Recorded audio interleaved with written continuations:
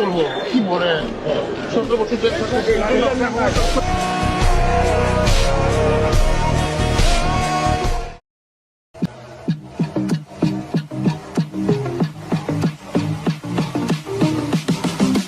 এবং সেই শত্রু যদি যেই হোক তাকে আমরা স্পেয়ার করব না। দ্বিতীয়ত হচ্ছে না, শত্রু identified, we are open, we are looking for শত্রু।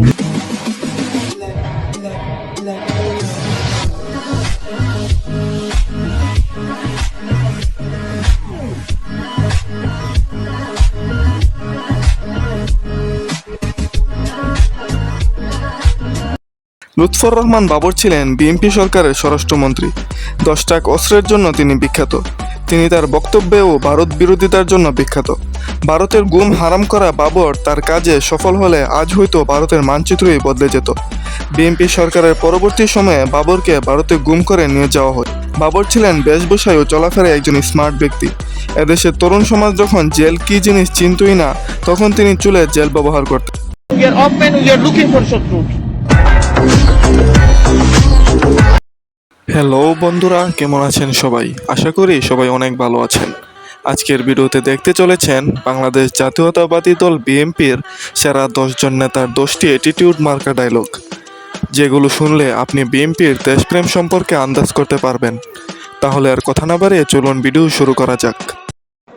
সরকারি চাকরির যে কোটা আছে, এখন বোধহয় দেশে যেটা আছে প্রায় 50 ভাগের মতন কোটা আছে। আমি মনে করি এই কোটাটা 50 থেকে কমিয়ে মেধাবীদেরকে জায়গা দেওয়ার জন্য 5% মধ্যে নিয়ে আসা উচিত। তারেক জিয়া হলো বাংলাদেশের দ্বিতীয় ব্যক্তি যে কিনা দেশের প্রকৃত আয়তন ও পরিধি বৃদ্ধির স্পষ্ট স্বপ্ন দেখেছিলেন। এর আগে মাওলানা ভাসানীও বাংলাদেশের মানচিত্রকে অসম্পূর্ণ দাবি করেন। তারেক জিয়া তার বলিষ্ঠ নেতৃত্বের মাধ্যমে খালেদা জিয়ার পর বিএনপিকে বেঁধে রাখেন এক সুতোয়। তরুণ থাকাকালীন সময় থেকেই দেশের রাজনীতিতে সক্রিয় পরিপূর্ণ অংশগ্রহণের মাধ্যমে তিনি বিএনপির ভারপ্রাপ্ত প্রেসিডেন্ট হিসেবে দায়িত্ব গ্রহণ করেন।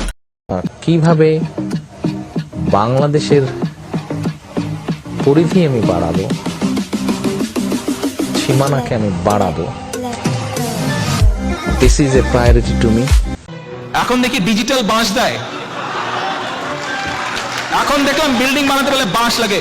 কয়দিন আগে দেখলাম, সারা জীবন দেখলাম রেল লাইনের 2টি লাইন চলে গিয়েছে, মধ্যখানে স্লিপার শক্ত কাঠের ভালো, যাতে কোনো দুর্ঘটনা না ঘটে। এখন দেখলাম সেই স্লিপার সরিয়ে কাঠের স্লিপারে বাঁশ দিচ্ছে। এই বাঁশ যে কাকে দিচ্ছে কয়দিন পরে বুঝতে পারবে। যারা দিচ্ছ এই বাঁশ যে কোন দিক দিয়ে ঘুরে এসে কোন দিকে যে যাবে, এটা কয়দিন পরে বুঝতে পারবে।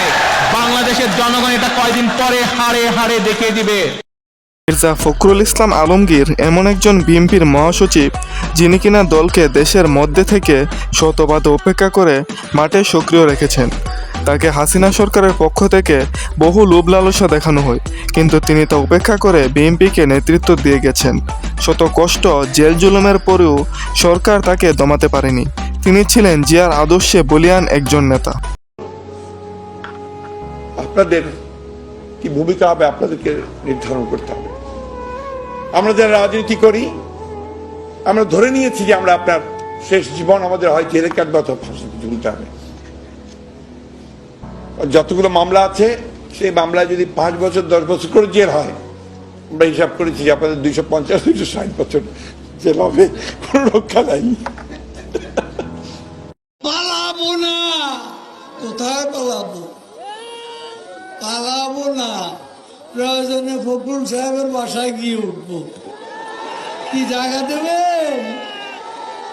না হলে ঠাকুর গায়ের বাড়ি আছে, ওই বাড়িতে গিয়ে উঠবো। ঠিক আছে? আমি কখনো পালাবো না। আমার ঠাকুরের বাসায় আসতে চেয়েছিলেন, ঠাকুরের বাসায় তো আসলেন না। কোথায় আছেন ভাই, কোথায় আছেন? আমি আপনাকে আমন্ত্রণ জানাচ্ছি, আসেন আমার বাসায় এখন আছেন।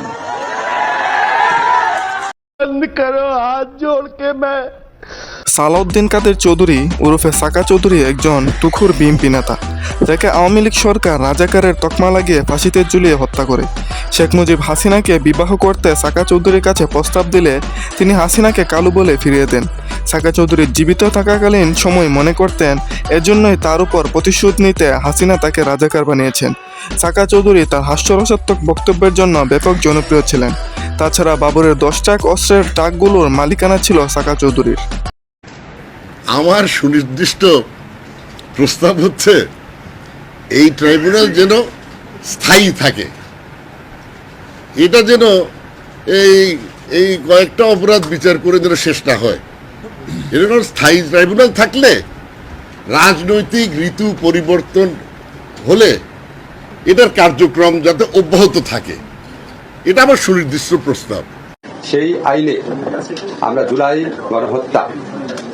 গণহত্যা বলতে আমি অগাস্টের প্রথম 5 দিনে গণহত্যার কথা চাচ্ছি।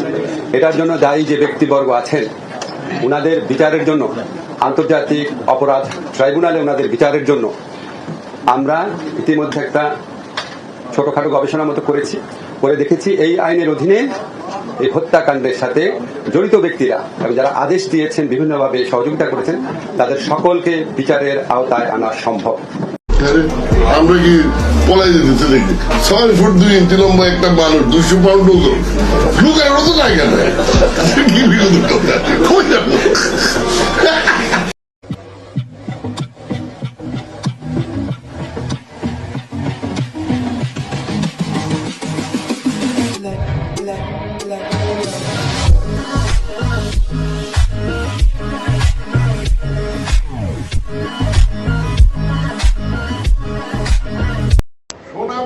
জায়গা রেজিস্ট্রি হয়ে গেছে লাল মিয়ার নামে, লাল মিয়ার জায়গা রেজিস্ট্রি হয়েছে সোনা মিয়ার নামে।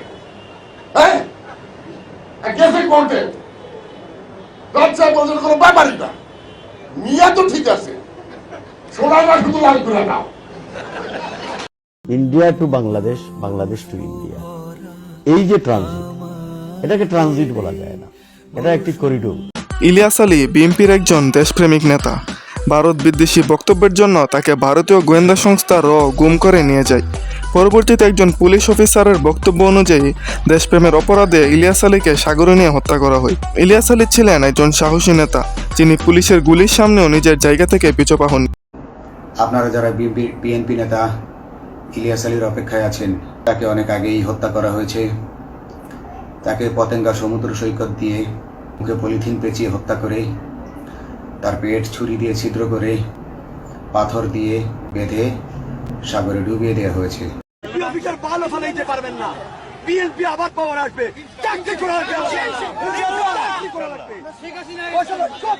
শহীদ উদ্দিন চৌধুরী এনি একজন স্মার্ট বিএনপি নেতা। তার চলাফেরা, কথাবার্তা ও বেশভূষায় একটা গ্যাংস্টার লিডার টাইপের ব্যাপার আছে। তার এই গুণ তাকে তরুণ প্রজন্মের কাছে জনপ্রিয় করে তুলেছে। হাসিনা সরকারের প্রাইম টাইমে মাঠে শত বাধার পরেও মাঠ না ছেড়ে দলবল নিয়ে মাঠে থেকেছেন শহীদ উদ্দিন চৌধুরী এনি। তার এই সাহসিকতা বিএনপি নেতাদের মধ্যে তাকে অনন্য উচ্চতায় নিয়ে গিয়েছে।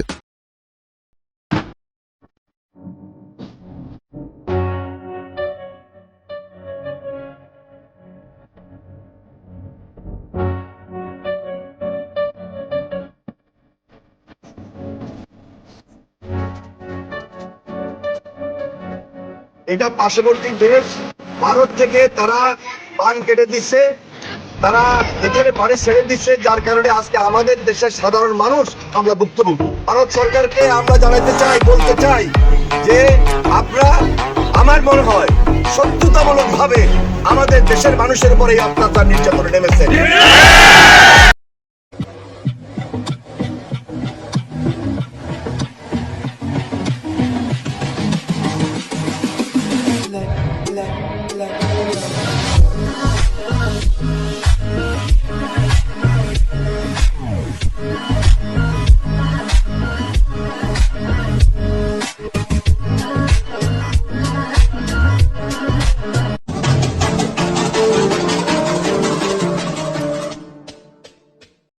বিএনপির তরুণ নেতৃত্বের আইডল হলো ইঞ্জিনিয়ার ইশরাক হোসেন। তিনি বিএনপির আরেক নেতা বীর মুক্তিযোদ্ধা সাদেক হোসেন হুকার ছেলে। তিনি মাঠে তার আন্দোলন ও তৃণমূল পর্যায়ে নেতাদের আগলে রাখার জন্য চরম জনপ্রিয়। 2023 সালে বিএনপি কর্তৃক সরকার পতনের আন্দোলনের সময় ইশরাক তার একজন দলীয় কর্মীকে বাঁচাতে পুলিশের উপর ঝাঁপিয়ে পড়ে, যে ভিডিও তাকে দেশ জুড়ে তরুণদের আইডলে পরিণত করে। দেশের বাইরে আমার কোনো ঠিকানা নেই, এটাই হলো আমার ঠিকানা। এই দেশ, এই দেশের মাটি, মানুষই আমার সব কিছু, কাজে আমি দেশের বাইরে যাব না। বেগম খালেদা জিয়া দেশের নারী নেতৃত্বের জন্য একজন আদর্শ। তিনি দেশের প্রথম মহিলা প্রধানমন্ত্রী। জিয়াউর রহমানকে যখন হত্যা করা হয় তখন বিএনপি দিশেহারা হয়ে পড়ে। তখন নেতাকর্মীদের পরামর্শ ও সমর্থনে তিনি বিএনপির দায়িত্ব গ্রহণ করেন, হয়ে ওঠেন একজন সাধারণ গৃহিণী থেকে দেশনেত্রী। বিভিন্ন পরিস্থিতিতে দেশের সাথে তিনি বেইমানি না করে নিজের আদর্শে অটল থেকেছেন, তাই জনগণের কাছ থেকে তিনি আপোষহীন নেত্রীর খ্যাতিও অর্জন করেছেন। নেতাদের কাছেও আমার একটা আহ্বান থাকবে যে নেতারা আপনারা যার যার এলাকায় আপনারা জানেন করবেন, তাদেরকে নিয়ে বসে, কিন্তু আপনারা দয়া করে পকেট কমিটি কেউ করে দিয়ে না। রুহুল কবির রিজভী বিএনপির সিনিয়র যুগ্ম মহাসচিব, যিনি একজন চরম ভারত বিরোধী নেতা হিসেবে পরিচিত। স্বৈরাচার পতনের আগে যখন দেশে ভারত বিরোধিতা চরম আকার ধারণ করে, তখন প্রথম নেতা হিসেবে তিনি ভারতীয় পণ্য বর্জনের সাথে একাত্মতা পোষণ করেন। পাশাপাশি নিজের গায়ের ভারতীয় চাদর খুলে মাটিতে ফেলে আগুন ধরিয়ে দেন, যার ফলে তিনি তরুণদের নিকট ব্যাপক জনপ্রিয়তা লাভ করেন।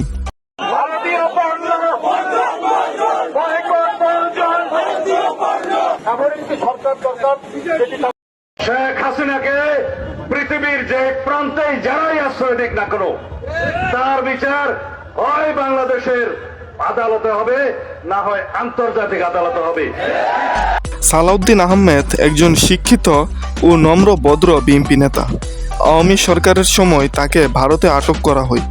ধারণা করা হয় ভারত বিরোধিতার জন্য হাসিনা অবৈধ সরকার তাকে ভারতের হাতে তুলে দেয়। বাবরের মতো তিনিও ছিলেন একজন ভারত বিরোধী একজন নেতা। তার কাছে দেশের সার্বভৌমত্ব আগে, তাই তিনি ভারতে গুম হবার পরেও দেশের বিরুদ্ধাচরণ করেননি। শহীদ প্রেসিডেন্ট জিয়া এমন একজন ব্যক্তি যার হাত ধরে বাংলাদেশি জনগণ প্রথম স্বাধীনতার স্বাদ গ্রহণ করে। যে শেখ মুজিবকে বহু আশা নিয়ে জাতি নেতা বানিয়েছিল, সেই মুজিব বাকশাল কায়েম করে জাতিকে দাসত্বে পরিণত করে। কিন্তু জিয়া এমন একজন নেতা যে বাংলাদেশে বহুদলীয় গণতন্ত্র চালু করে, যার আদেশে দেশে মিডিয়া স্বাধীনতা ফিরে পায়। জিয়া ছিলেন বাংলাদেশের প্রকৃত রূপকার। জাতির কাছে বারবার তাকে ভিলেন হিসেবে তৈরির অপচেষ্টা চলেছে, কিন্তু তিনি তার ব্যক্তিত্ব, আদর্শ, দেশপ্রেমের জন্য জনমনে রয়ে গেছেন চিরকাল।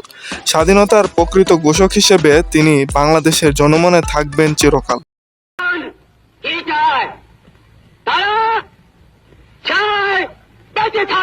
অধিকার, যে অধিকার আল্লাহ এই দেশের জনগণকে দিয়েছে, এই অধিকার কেউই কেড়ে নিতে পারবে না।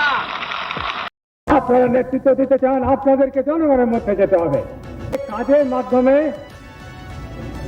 রাজনীতি করে অর্থনৈতিক উন্নতি সাধন করতে হবে। আজকের মতো এখানেই শেষ করতে হচ্ছে। শীঘ্রই দেখা হবে অন্য কোনো ভিডিওতে। সে পর্যন্ত ভালো থাকুন, সুস্থ থাকুন।